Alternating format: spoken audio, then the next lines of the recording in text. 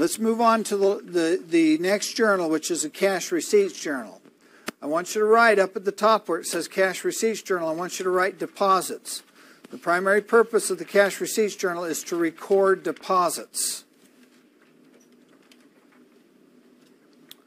In order to get the information for the deposits, we need to record each cash receipt separately. Okay? And then several cash receipts will add up to each deposit. Now you'll notice that we've already written the deposits in the column that says actual deposits. The 4 lines preceding that deposit, well, the 3 lines preceding and the line of that deposit will add up to the amount of the deposit. So we know which receipts went into it and where the money came from. Do you follow that?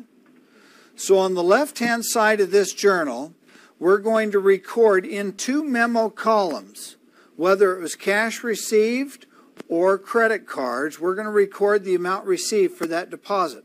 But the only debit in this journal will be to the bank. Okay?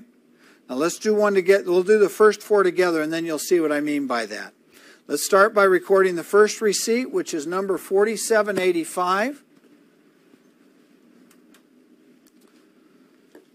And from whom was Mary Washington?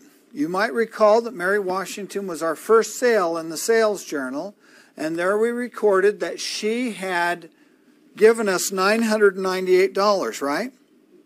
This is that $998. So in the memo cash checks column, we're going to record $998 in memo cash checks. Whenever you see a memo column, that means we're not posting that to the general ledger. Okay?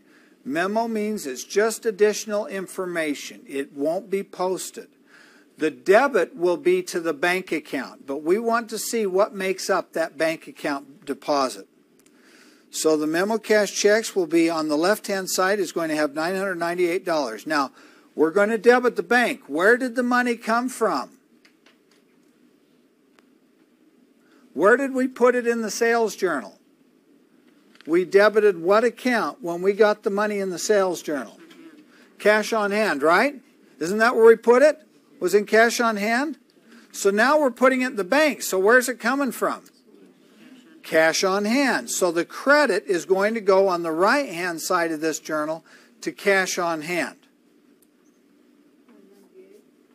The $998. So in the cash on hand account, put $998. Now, do the next 3 exactly the same way. Okay?